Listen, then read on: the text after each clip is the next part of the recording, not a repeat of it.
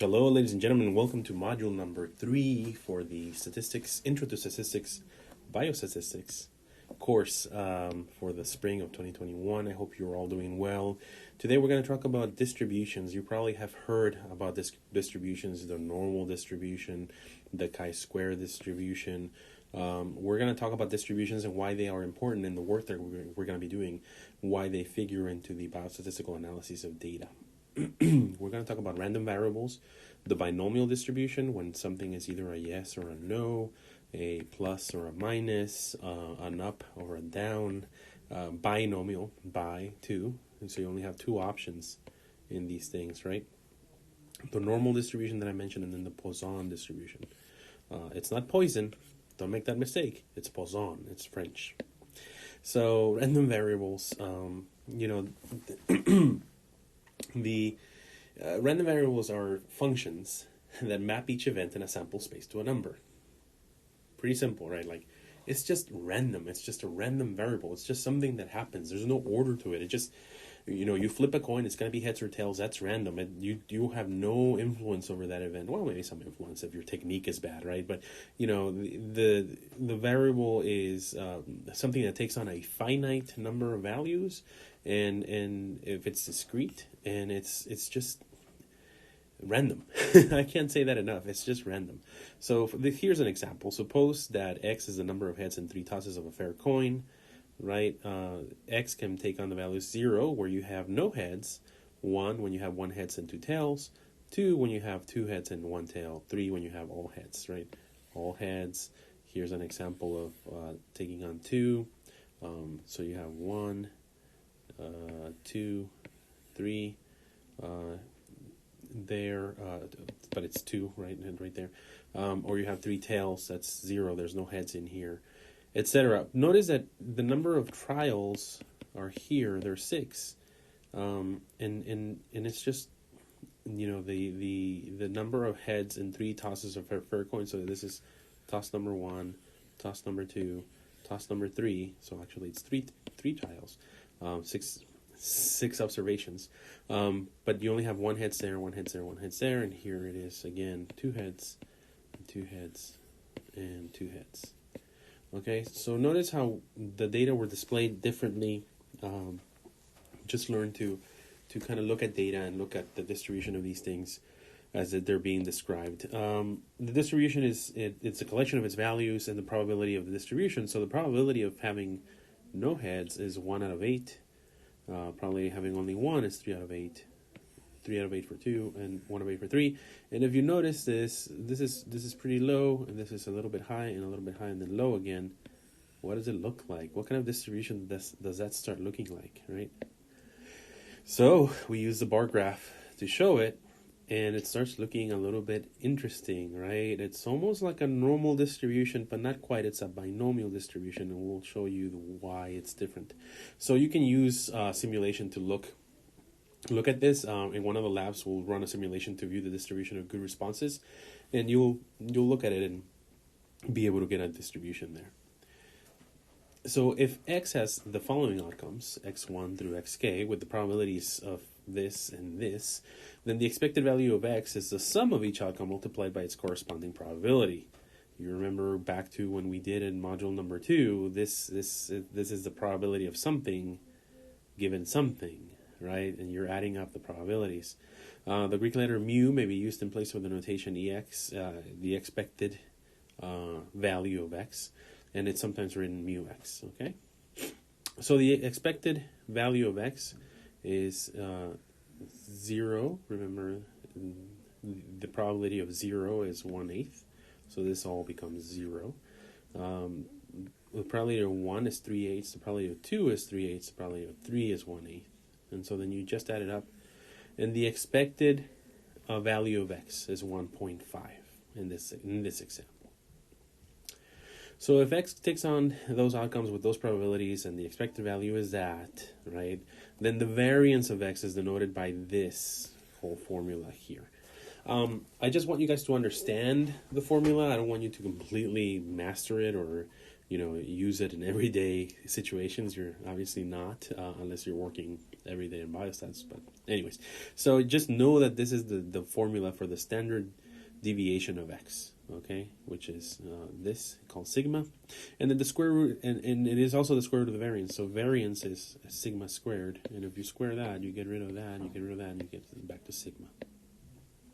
So in the coin tossing example, the variance is this, and then you just square and you get the standard deviation, or you get the square root and you get the standard deviation. All right. So again, it's just something for you to keep in mind, how we derive these formulas, where they're going to be plugged in different statistical analyses, how we do it in R, how we use it in R, and we keep moving. So the binomial distribution. One specific type of discrete random variable is a binomial random variable. It has only two outcomes, right? It represents a number of successes and n independent replications. So you either succeed or you fail, right? So that's two possible outcomes, binomial. Each replicate has two possible outcomes, success or failure. Probability of success is p, and each replicate is constant. A binomial random variable takes on the values 0, 1, to whatever, to infinity. The number of heads and 3 tosses of a fair coin is a binomial random variable with parameters n, 3, because 3 tosses, right? Number of observations, 3 tosses. Or number of trials, 3 tosses. We had many different observations. And the probability of heads or tails is 0.5.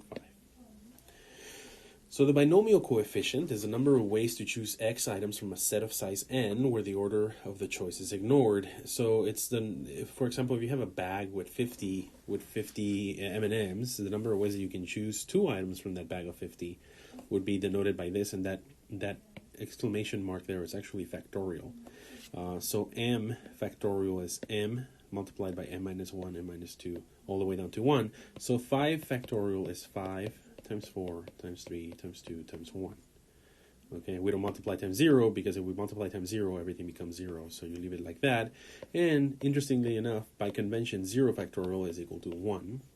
Okay, so this is the formula for the binomial coefficient. Just know how to plug in the numbers. The number of ways to choose x items from a set size n. This is the set of the size. So in my example, I had 50 M&Ms in my bag, and I want to choose 2 items from there. So it would be 2 factorial, and then 50 minus 2, and then that factorial. And then you would get the number of ways to choose this. One of the ways that you can think about this too is for the lottery. Right, you're usually picking 6 numbers out of a set of, I forget, 60, right? So you can do that. You can do 60 factorial, 6 factorial, 54 factorial, and you could come up with the number of combinations or the number of ways to choose those items, in which the choice is ignored, and then you can go down a rabbit hole into getting the probability of a certain combination of numbers out of the total, if the combination has to be in a particular sequence. If it doesn't, then this is a pretty good approximation. So the binomial distribution, working off of that, is the probability of x number of successes and that number of trials, and then the number of successes, the probability of the success raised to the number of successes, 1 minus the probability, or q. Usually 1 minus p, we denote it as q, raised to the power of the number of trials minus the number of successes. It's a huge formula, right? And this is how it's written here. So again, number of trials for n, probability of success.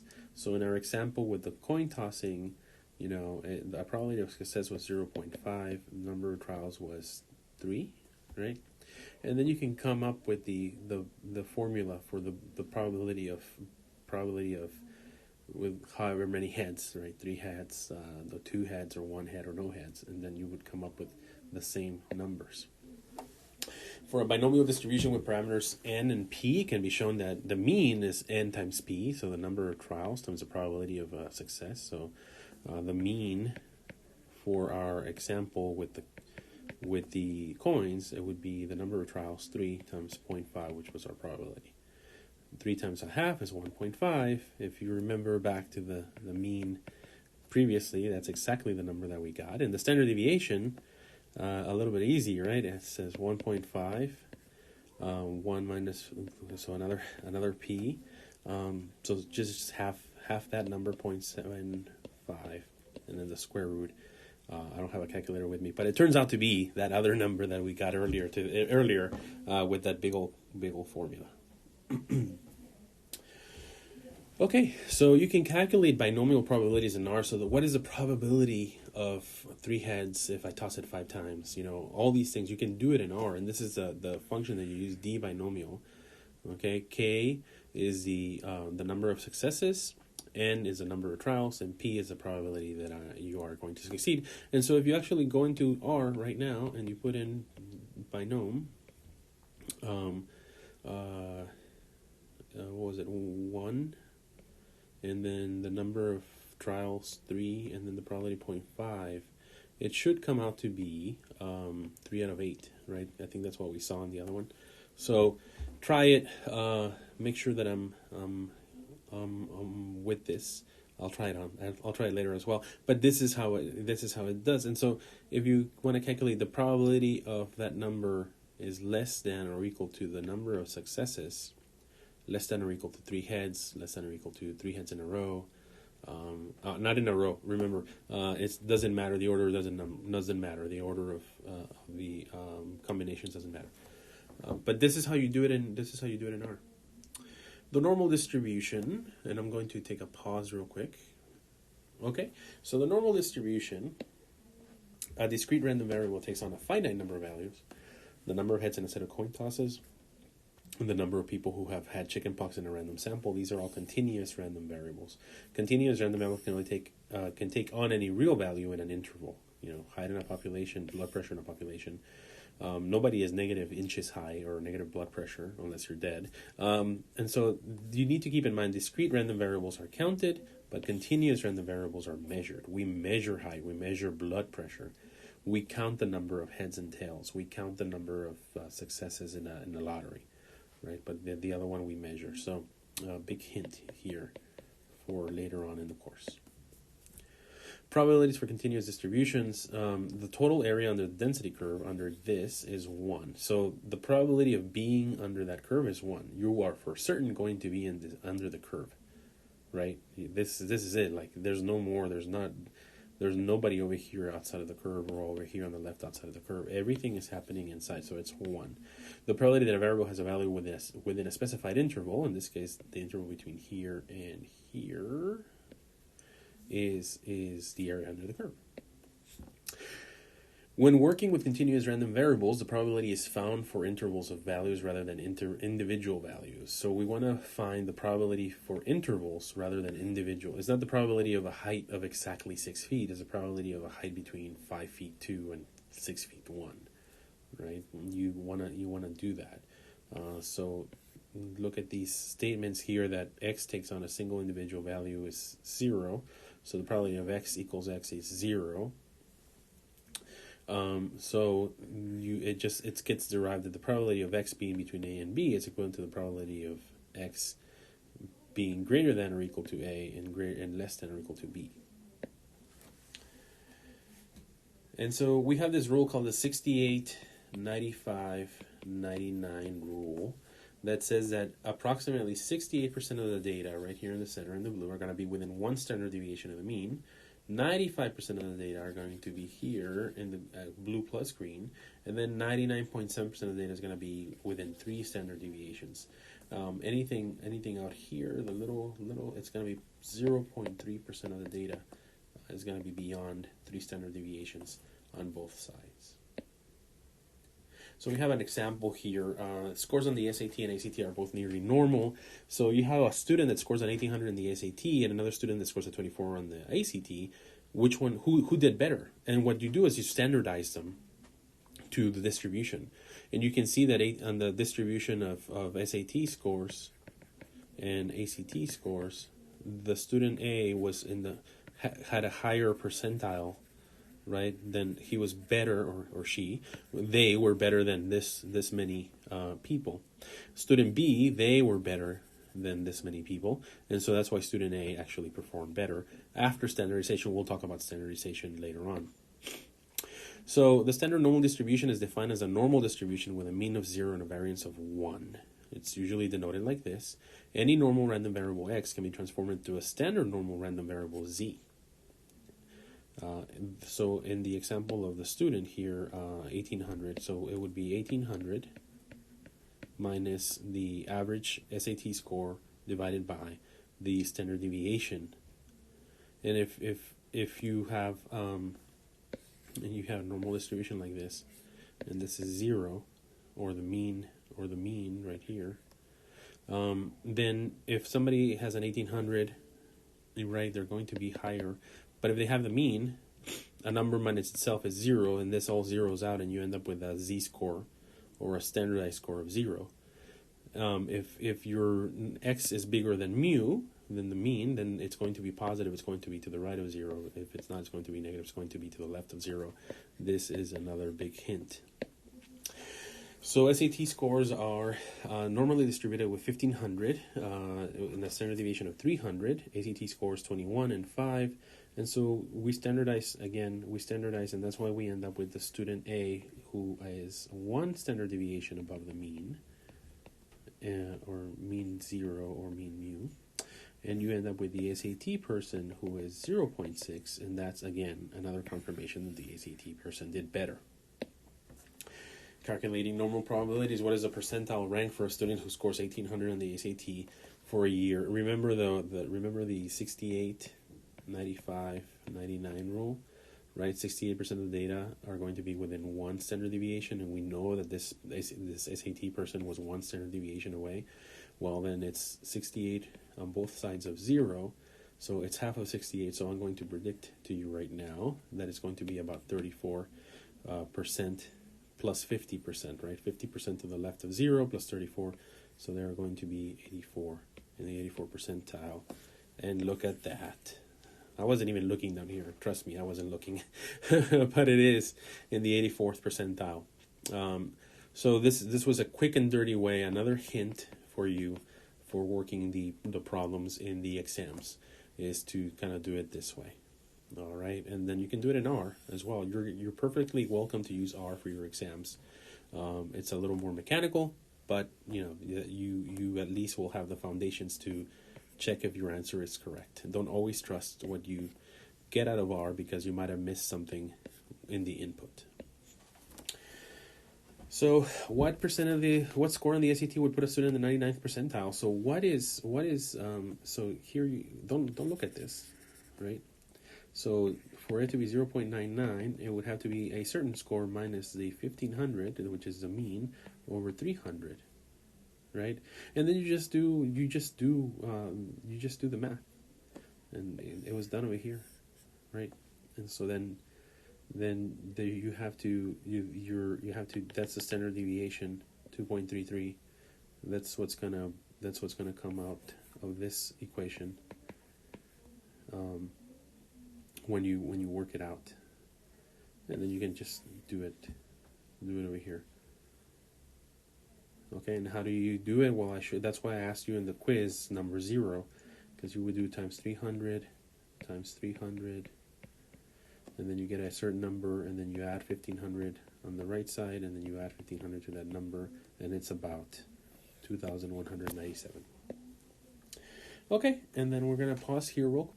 And we're going to continue with the Poisson distribution. Remember, it's Poisson, it's not poison, it's Poisson distribution. It's used to calculate probabilities for rare events that accumulate over time. It's usually for counts of events. Number of people who get killed, number of people who get kicked by a horse, number of people who fall off their horse, number of people who develop a disease, right? Events happen at a rate per unit of population, right? Number of people who have a disease per 100,000 population. Annual incidence of a disease in a population. And so here you have acute lymphocytic leukemia, 30 diagnosed cases per million per year in 2010. Okay, always take care to note and understand the units. That is another hint that you need to keep in mind for the exam. If I ask you a question with with with a rate, then you're going to have to use a Poisson distribution. Fortunately, childhood cancers are rare, and so here you have these. What is the incidence rate over a 5-year period, right? If it's 30 per million per year, then what is it? You just do 30 times 5, right? In a small city of 75,000, what is the probability of observing exactly 8 cases of all ALL over a 5-year period? So how many did you expect per million? How many of a million is 75,000? And then you can do the calculation like that. But what is the probability of observing 8 or more? And so you can do a lot of math here, but if you just know the Poisson formula, you can have a quick answer, right? So you need to suppose that the events occur in such a way that the probability of an event occurs in an interval is proportional to the length of the interval, right? Each event occur independently at a rate of... Each event is independent. Just because I get cancer doesn't mean that you're going to get cancer. It's independent. Although, if we live closer together and we have certain similar exposures, we're probably going to have cancer at the same time, and it's going to be a little bit more dependent. Assume independence in this case. But this is the formula. This is a number, a constant, e, raised to the rate, and then the rate raised to the x, the number of events, and then x factorial. So this is a Poisson distribution for a rate of 2.25 per unit time. Mean is the rate, and the standard deviation is the square root of the rate. It's really weird. A really weird distribution, and it actually works out. When I did this on the number of homicides in Baltimore City for my doctoral dissertation, it worked out just like this. It was really, really interesting to see that the math works out. So in t units of time, the mean and standard deviation are respectively rate times t and the square root of that. So here, like we talked about, the incidence of ALL in a year is 30 per 1 million children. So over a 5-year period is 30 times 50 per 1 million children, right? Or this small number, 150. So in a city of 75,000, you would have 15,000 children who will be aged 0 to 14. And the 5-year rate of new cases in the city would be 2.25. Does that sound familiar? Well, it's because we were talking about it over here. And so then the probability of 8 is this whole thing. And so it's the number, the constant raised to negative 2.25, and then 2.25 times the number that we're looking at, 8 factorial. And you can do this in stats, in R. And this is your probability of having exactly 8 cases over 5 years. Exactly 8 cases over 5 years, right? And so if this is your probability for 8 cases, then what is your probability for more than 8 cases? Well, then it's 1 minus the probability of less than 7. So you would have to go and calculate the probability of 0, the probability of 1, the probability of 2, 3, 4, 5, 6, and 7. Add up all those probabilities, 1 minus that big probability, and you come up with this very small number, okay? And so you just do p-poise 7, and then 1 minus that, and that's how you get it. Or if the lower tail is false, because remember you have the distribution is an upper tail, upper, and the lower is kind of way here somewhere. So this is just saying when you say lower tail is false, is I want to know everything on the upper tail. I don't want to know the lower tail, and then you get the answer. So there's 2 ways of doing it. In R, practice both ways, trying to understand what you're doing there with the formula. So here is the summary of the tables, the parameters binomial. Remember the binomial of the parameters that you're looking at, the number of events, the probability of a success, right? Q would be the 1 minus P equals Q, which is the probability of a failure. Possible value is 0 to infinity. The mean is n times P. The standard deviation is to n times P multiplied by 1 minus P, square root of that. For the normal distribution, your possible values are negative infinity to possible infinity. Remember, we're talking about something like this, 0, negative infinity, positive infinity, right? Or this is the mean, and then to both sides. Parameters are mu for the mean and standard deviation. And for the Poisson distribution is the rate of things happening over a unit time, the number of things that happen over a unit time. The mean is the same as a parameter that you're measuring. Very interesting, right? And then the standard deviation is this. If you remember the formulas, they all kind of behave the same way. And another hint that I'm going to give you for later on, and it's something that I talked about in the introductory course, observed minus expected over some sort of a standard deviation. So if I observe a certain rate and I expect a mean rate, and I do it over the standard deviation of that rate, it starts looking like that formula, right, the probability that we were looking at. And so you just need to plug in some more numbers because of how the math works out, but it's all the same formula. And with that, I leave you with any questions, comments, or concerns. I can draw that to the opening exclamatory and closing exclamatory to put it in the discussion forum. Thank you so much. I hope you are staying safe during the pandemic. Let me know if you have any questions. Discussion forum. Email me if there are more detailed questions. If we need to discuss it in the discussion forum, we'll post it there. Look at all the other materials that I posted for the module, and we'll keep on keeping on. Thank you so much.